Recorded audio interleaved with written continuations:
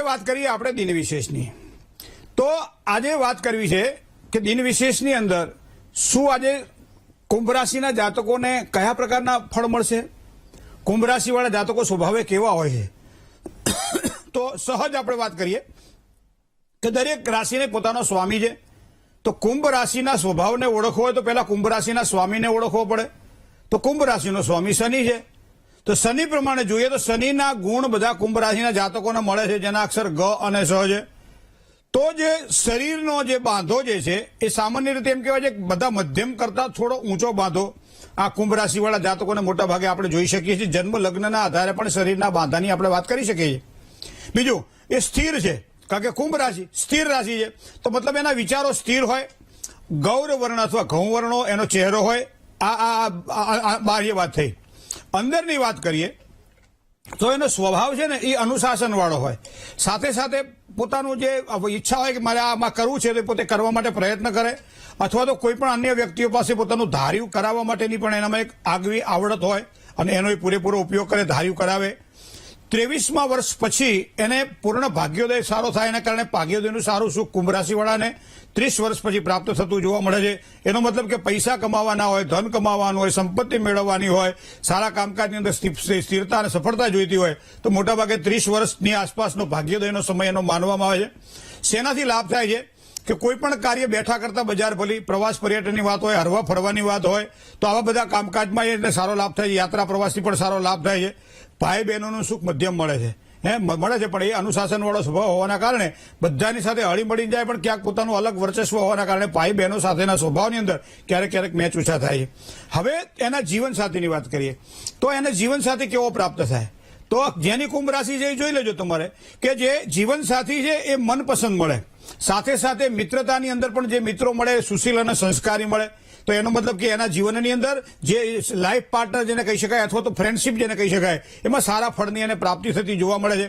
અને પ્રગતિ અને ભાગ્યોદયની અંદર એના મિત્રોનો, એના સગા સ્નેહીઓ સંબંધીઓનો એનો ખૂબ જ સારો સાથ અને સહકાર પ્રાપ્ત થાય. બીજું, પ્રેમ તમે જુઓ એની પાસે આમ સામાન્ય જીત પણ ખરી, પણ બાળકો હોય, ઘરમાં પરિવારજનો હોય અથવા તો અન્ય વ્યક્તિઓની સાથે જ્યારે દિલ હળીમળી જતું હોય ત્યારે આવા વ્યક્તિઓ પ્રત્યે એ અતિ પ્રેમ રાખનાર બને છે. મતલબ કે કુંભળા સ્વભાવના આપણને જોવા મળે છે. એમને બહુ ભીડ પણ ગમે નહીં, એમને હાવ એકાંત પણ ગમે નહીં. એકાંતમાં બેઠા હોય તો એમ થાય ભીડમાં જઈએ તો સારું, અને ભીડમાં બેઠા હોય તો એમ થાય કે એકાંતમાં જઈએ તો સારું. પણ એ ભીડની અંદર પણ એકાંતને શોધી લે અને એકાંતની અંદર પણ ભીડને શોધી લે. વાંચવાના શોખીન હોય, જ્યારે બધાની સાથે કામકાજ કરવાનું હોય, બધાની સાથે બેઠા હોય ત્યારે પોતાના વિચારો વ્યક્ત કરી અને હસમુખો પોતાનો સ્વભાવ હોવાના કારણે એ બધામાં હળી મળી જાય અને પોતાની એક અલગ એક આભા ઊભી કરે. આવી કુંભ રાશિના જાતકો આપણને જોવા મળે છે. બુદ્ધિમાન હોય, વ્યવહાર કુશળ હોય, પણ એ અન્ય વ્યક્તિઓ ઉપર પોતાની જાત ઉપર જેટલો ભરોસો કરે એટલો અન્ય વ્યક્તિ ઉપર ભરોસો ન કરે. આવો પણ એક સ્વાભાવિક સ્વભાવ ગણાઈ શકે. તો ભરોસો ઓછો કરે.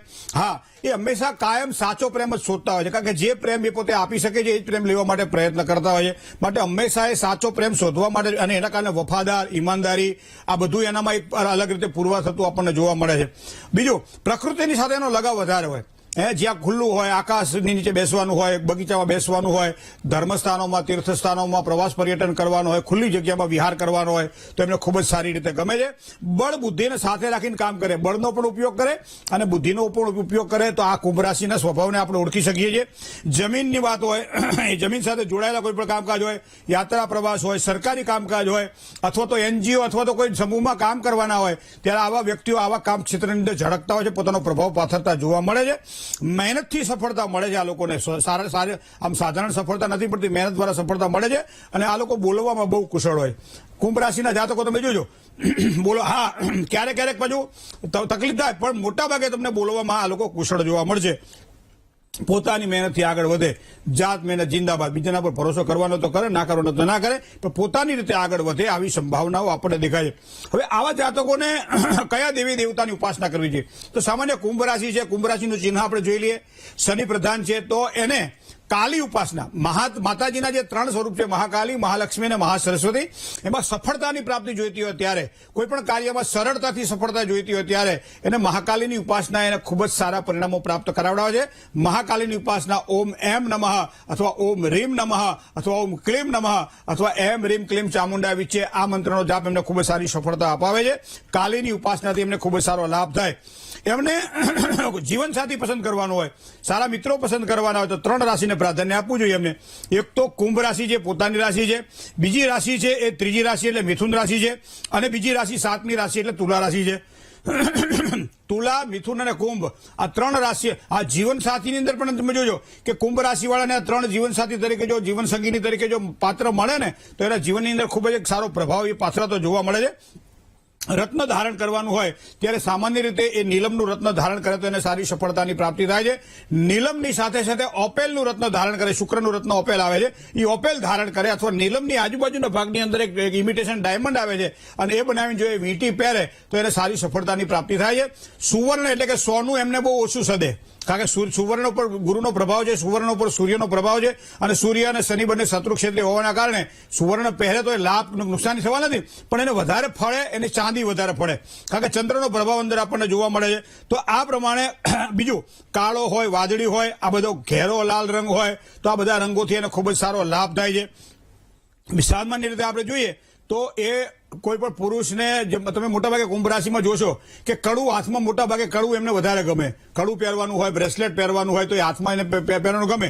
એ લોખંડનું પહેરે અથવા તો એ ચાંદીનું પહેરે, તો ચાંદીનું કડું અથવા ચાંદીનું લોખંડનું કડું પણ પહેરી શકે છે. આ બંનેમાંથી કોઈ પણ એક કડું એ પહેરે અથવા બ્રેસલેટ એ પ્રમાણનું પહેરે તો એના ભાગ્યના ઉદયની અંદર સારી સફળતાની પ્રાપ્તિ એને જોવા મળે છે. વાહન જ્યારે લેવાનું હોય ત્યારે પણ આપણે કુંભ રાશિવાળા જોજો મોટાભાગે એ સફેદ રંગ, કાળો રંગ, નીલો રંગ આ બધા રંગ પસંદ કરતો જોવા મળે છે. સિલ્વર રંગ પણ એ લોકોને વધારે ગમે છે અને એના કારણે સિલ્વર રંગ ઉપર પણ પોતાની પસંદગી ઢાળતા હોય છે. વાહન જ્યારે લેવાનું હોય ત્યારે મોટાભાગે આ રીતે દાખલ કરતા હોય છે. શેનાથી સારો લાભ થાય ને તો દરરોજ સવારમાં ઉઠે ને કૂતરાને હું તો કોઈ બિસ્કિટને દૂધ ખવડાવી દે, આખો દિવસ સારો જાય. કુંભ રાશિવાળા જાતકોને સહજ રીતે તમને કહું કે એ કૂતરાની જેટલી પેલી કરશે સુશ્રુત એને સારામાં સારી સફળ. આમ તો ગાયની, ભેંસ કાઢી આવે, ભેંસનું દાન કરવાનું લખ્યું છે. જયારે શનિ નબળો પડે તો ભેંસનું દાન કરવું, પણ અત્યારે ભેંસ મળે ક્યાં, બરાબર? ગાયનું દાન કરો એવું લખ્યું છે, પણ ગાયનું દાન ન થઈ શકતું તો ગાયને દાન કરો. તો ગાયને શું દાન કરવાનું? ઘાસનું દાન કરવાનું. કૂતરાને બિસ્કિટને એવું બધું ખવડાવો, દૂધ પીવડાવો તો એનાથી પ્રસન્નતાવાળા આ બધા જ સ્વભાવ સારા મળે અને એના કારણે સારી સફળતાની પ્રાપ્તિ થાય. બીજું તમને કહું કે બને ત્યાં સુધી દાન દેવાની ઈચ્છા થાય તો લોખંડનું વાસણ હોય, લોખંડના વાસણની અંદર કાળા તલ ભરવામાં આવે અને એની ઉપર સરસિયાનું તેલ મૂકવામાં આવે અને આ બધી વસ્તુઓ જો શનિવારના દિવસે કોઈને દાનમાં આપે તો સારી સફળતા મળે. શનિવારે સાયંકાળે મતલબ સંધ્યા સમયે પીપળાના થળમાં માટીના કોડિયામાં સરસિયાના તેલનો 4 મોઢાનો આડી વાટનો દીવો કરી અને શનિ સ્તોત્રનો પાઠ કરે, હનુમાન ચાલીસાનો પાઠ કરે, શનિ ચાલીસાનો પાઠ કરે તો એના જીવનની અંદર શનિ, કારણ કે સૌથી વધારે પીડાદાયક શનિ હોય છે અને એટલા માટે પનોતી આપણને શનિની જ નડતી હોય છે. તો કુંભ રાશિવાળા જાતકોને પણ જુલાઈ મહિના સુધી આ શનિની પનોતીનો પ્રભાવ થોડો જોવા મળશે. જુલાઈ પછી તો સારી સફળતા 2025માં એમને મળવાની છે. બીજું તમને કહું કોઈ પણ દાન કરવાની ઈચ્છા હોય તો પીળી વસ્તુનું દાન બને ત્યાં સુધી કુંભ રાશિવાળા જાતકોએ બહુ ઓછું કરવું. આ વસ્તુ ધ્યાનમાં રાખવી. પણ પીળી વસ્તુ આપણે દાનમાં આપવાની ઈચ્છા થાય પણ પીળી વસ્તુને દાનમાં પણ ન આપી, પીળી વસ્તુને ધારણ પણ ન કરવી, શનિવારનું વ્રત કરવું. હવે રુદ્રાક્ષ જયારે પહેરવાની વાત હોય ત્યારે 1 થી 14 મુખી રુદ્રાક્ષની અંદર 7 મુખી રુદ્રાક્ષ જો કુંભ રાશિવાળા જાતકો પહેરે તો એની મનની શીતળતા અને શાંતિ મળે. કાર્યક્ષેત્રમાં ઉદ્વેગ હોય તો એ ઓછા થાય, મનની પ્રસન્નતા અને દરેક પ્રકારના કાર્યની અંદર ધીમી ગતિએ કામ કરી અને સારી સિદ્ધિની પ્રાપ્તિ થાય. કોઈ પણ વ્યક્તિ સાથે જયારે વાત કરવાની હોય અને પોતાના મનનું ધાર્યું કામ જયારે સિદ્ધ કરવાનું હોય ત્યારે સામેની વ્યક્તિની ડાબી બાજુ ઉભા રહી અને વાત જો કરે તો એને ખૂબ જ સારી સફળતાની પ્રાપ્તિ થાય. ઘણી બધી બાબતો કુંભ રાશિવાળા જાતકોને આપણે જોઈ શકીએ છીએ. રંગ જો પસંદ કરાવે તો કયો રંગ એના માટે સારો? તો જો રીંગણી રંગ હોય અથવા નીલો રંગ હોય અથવા તો એમ કે કાળો રંગ હોય, વાદળી રંગ હોય, સફેદ રંગ પણ એને લાભ કરાવડાવે છે. તો કુંભ રાશિવાળા જાતકોને આ સફેદ કપડા બહુ ગમે. કુંભ રાશિવાળા જાતકોને હવે રીંગણી કલરના કપડા હોય, જાંબલી કલરના કપડા હોય, વાદળી કલરના કપડા હોય તો એમને વધારે ગમે. શું કામ કે એમનો જીવ ત્યાં જ અને મૂળભૂત છે કે એ ઓપે પણ ખરા અને સારી રીતે એમને પોતાના એક બાહ્ય પોતાના દેખાવને એ પોતે વધારે પ્રભાવી પણ બનાવી શકે છે. તો આ વસ્તુ આપણે જોઈ શકીએ છીએ. હવે લકી નંબરની વાત કરીએ કે સારામાં સારો અંકશાસ્ત્રની દ્રષ્ટિએ કુંભ રાશિવાળા જાતકોને લકી નંબર કયો? તો 2 નંબર, એક 4 નંબર અને એક 8 નંબર. તો આ બંને એવા છે કે જેને ખૂબ જ સારો લાભ કરાવડાવે. માથા ઉપર જયારે તિલક કરવાનું હોય ને ત્યારે બને ત્યાં સુધી ભસ્મનું તિલક કઈ વધારે ચંદનમાં ભસ્મ ઉમેરી અને એનું તિલક કરે તો પણ એને સારી સફળતા મળે. કંકુનું તિલક ક્યારેક આપણે યજ્ઞમાં જઈએ ને તો યજ્ઞની પૂર્ણાહુતિ પછી એની જે ભસ્મ મળે છે એ કાળી હોય છે અને કાળી ભસ્મનું તિલક કરવામાં આવે અથવા તો જયારે કોઈ યજ્ઞ ચાલતા હોય ત્યાંથી થોડી લઈ આવવાની એની અને પછી દરરોજ એની તિલક કરવામાં આવે તો એ કાળું તિલકને ખૂબ જ સારી સફળતા અપાવે. જ્યાં જાય તે એના લાભની પ્રાપ્તિ કરાવડાવે છે. મોટાભાગે તમે જોજો આર્કિટેક્ચર હોય, કોઈ સારા વાસ્તુશાસ્ત્રી હોય, સારા કન્સલ્ટિંગ હોય, કન્સલ્ટ સાથે ડિઝાઇનનું ક્ષેત્ર કામકાજ કરવાનું હોય, આવા બધા કામકાજની અંદર જે કે બધા માણસોને સાથે રાખીને કામકાજ કરવાનું હોય, પ્રવાસ પર્યટનની અંદર એક સારા એવા એક મેનેજર બનવાનું હોય, અથવા આવા બધા કામકાજની અંદર સારી સફળતાની પ્રાપ્તિ થાય. ટેકનોલોજીની સાથે પણ આ લોકો ખાસ તમને જોવા મળશે અને સાથે સાથે સાયન્સ ક્ષેત્રની અંદર પણ એમની પ્રગતિ સારી જોવા મળશે. મૂળ મતલબ સંતુલિત થઈને કામ કરવાની પ્રકૃતિ મોટાભાગે તમને કુંભ રાશિવાળા જાતકોને જોવા મળશે.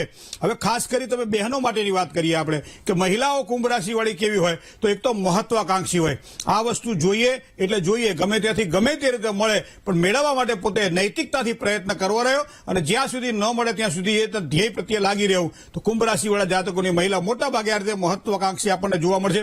પણ સાથે સાથે એક જિમ્મેદાર વ્યક્તિ જોવા મળશે. તમે કુંભ રાશિવાળી મહિલાઓને કોઈ પણ કામ તમે સોંપી દો અને તમે કહો તમારે આ કામ કરવાનું છે, તો એ સારામાં સારી રીતે કામ કરીને તમને બતાવશે અને એના કારણે એ એક જિમ્મેદારી પોતાની જે છે અને એના કારણે પરિવારની તમે વાત જોજો, ઘરમાં નાના હોય કે મોટા હોય પણ કુંભ રાશિવાળી જાતકની મહિલાઓને એને કામ સોંપવામાં આવે તો ઘરની બધી જ જવાબદારીઓનું પોતે સારી રીતે વહન કરી શકે છે અને એના કારણે એક પોતાની બુદ્ધિશક્તિ દ્વારા એક સારો પ્રભાવ પાથરી શકે છે.